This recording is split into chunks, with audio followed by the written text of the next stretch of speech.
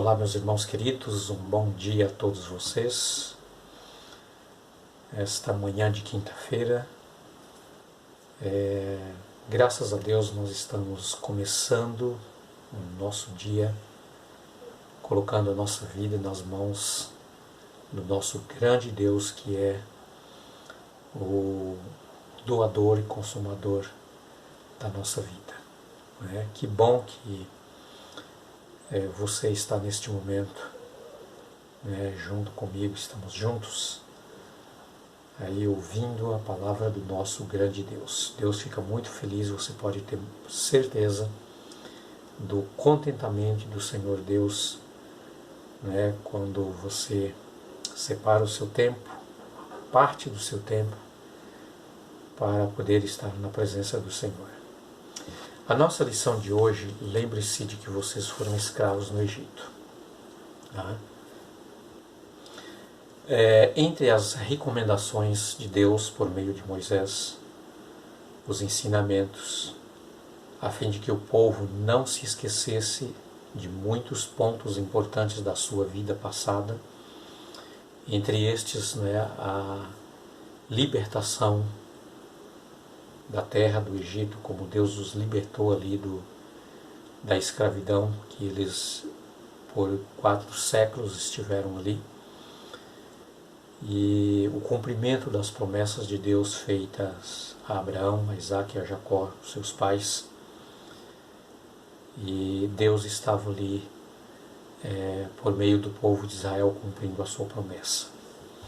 Mas Deus não queria que o povo em nenhum tempo viesse a esquecer de como era a vida deles ali no Egito e como Deus os tirou dali, salvou, mediante a sua maravilhosa graça pelo poder do seu braço de amor.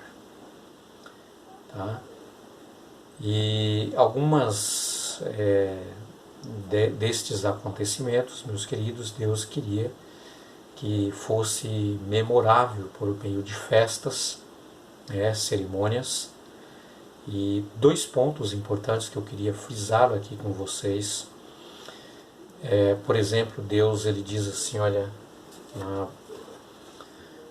na primeira parte ele diz: lembra de que vocês foram escravos no Egito e o Senhor os tirou com mão poderosa e braço estendido, por isso o Senhor vosso Deus os ordenou que vocês guardassem o sábado.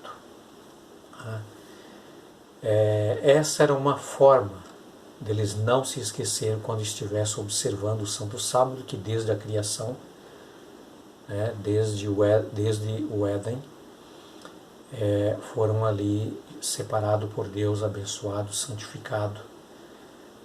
E agora para o povo de Israel, eles precisavam, como povo de Deus obediente aos mandamentos de Deus, a moralidade da santa lei de Deus, o 4º mandamento era uma demonstração clara da libertação do povo de Israel ali da terra do Egito.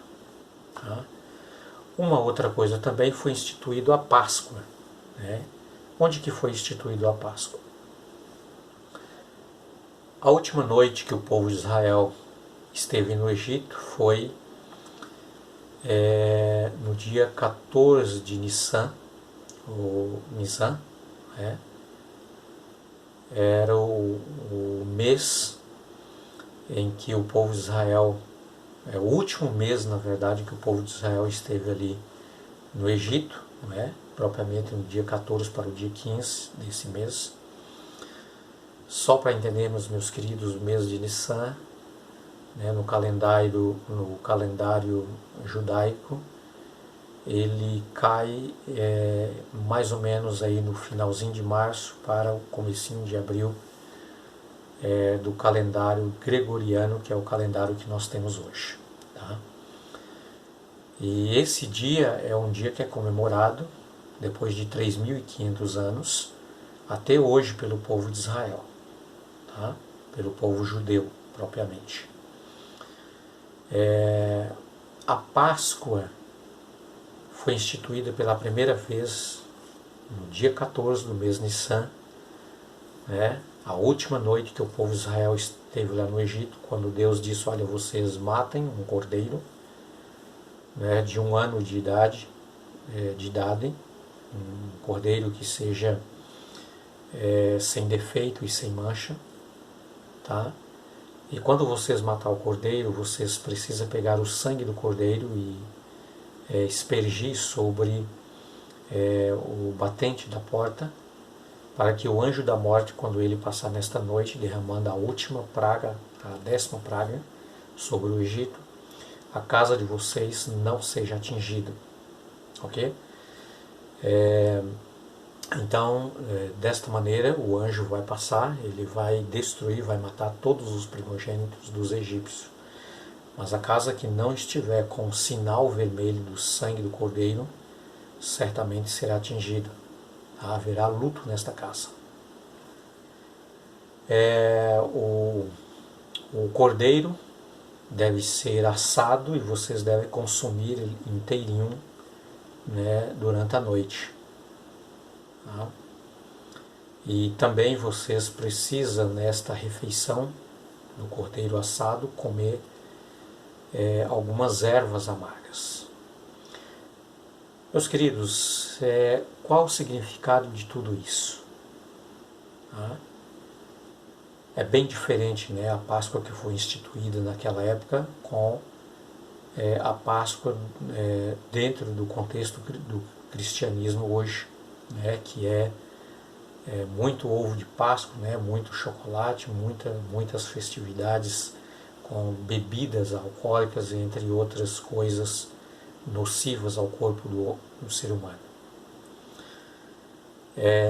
Isso sem falar que apenas muito mais comércio, mercado, do que mesmo comemoração do sacrifício expiatório de Cristo Jesus.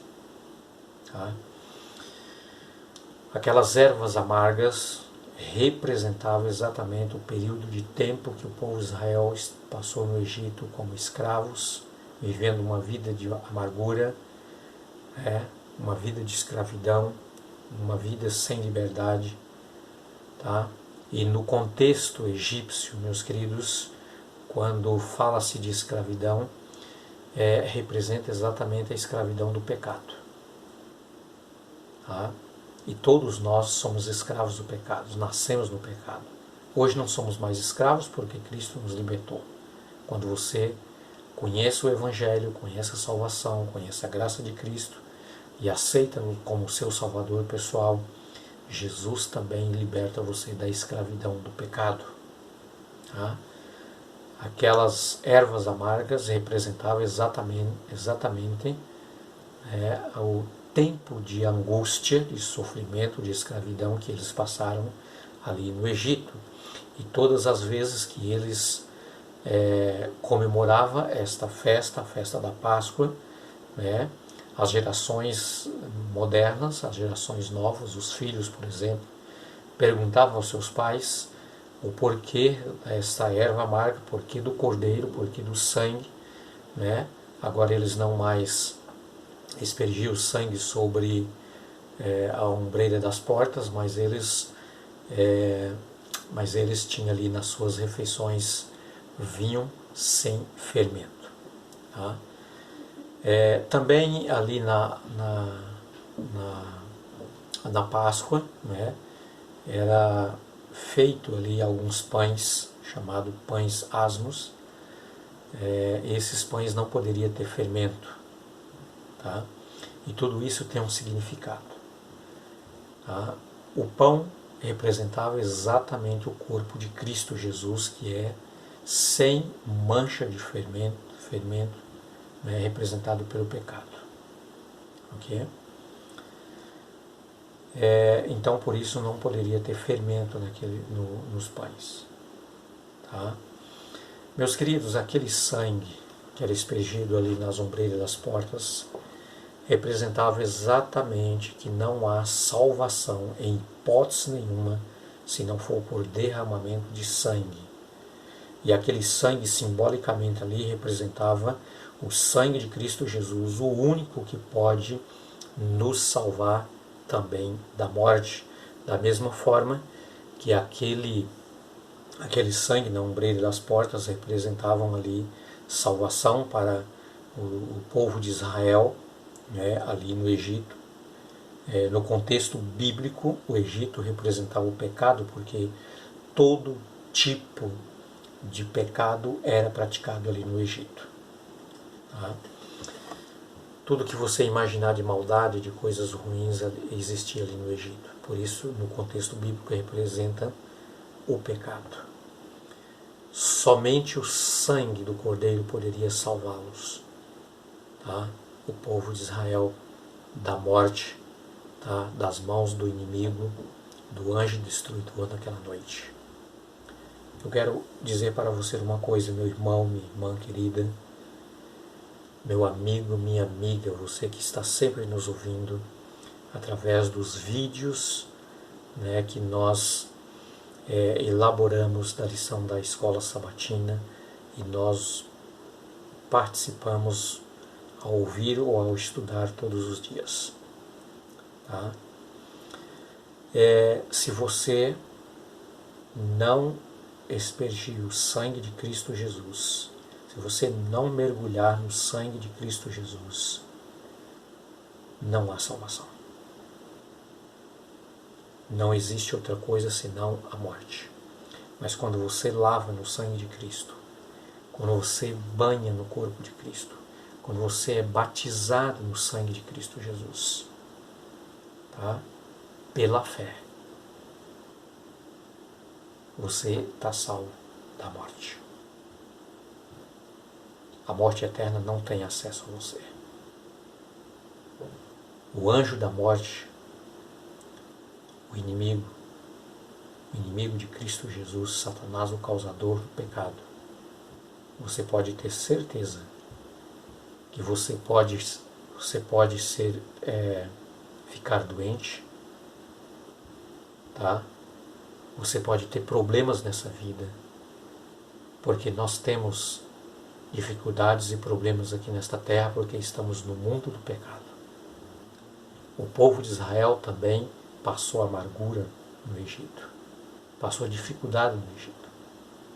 Mas uma coisa eu posso te garantir, com toda a ousadia da palavra de Deus: Satanás não tem acesso à sua vida.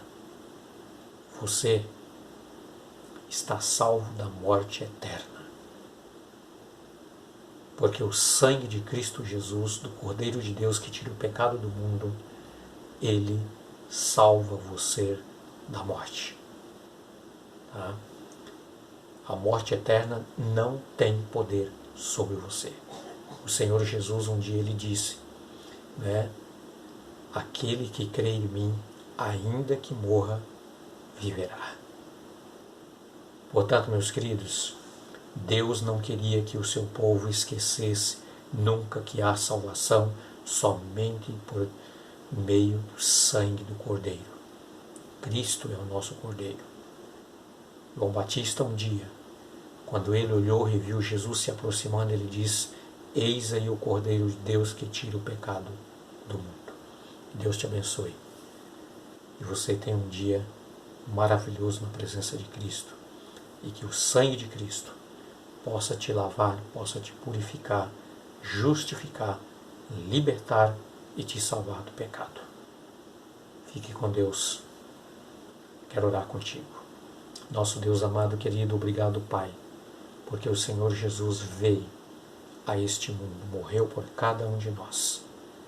E, querido Pai Celestial, quando nós comemoramos a Páscoa, a Santa Ceia, participamos do pão, nós estamos comemorando a morte de Cristo Jesus em nosso favor. Quando nós tomamos o vinho sem fermento, querido Pai, estamos dizendo que cremos no Senhor inteiramente, que o Teu sangue nos lava e nos purifica de todo pecado. Obrigado pelo Teu sacrifício, Jesus. Em Ti agradecemos. Concede-nos um ótimo dia na Tua presença em Cristo Jesus. Amém.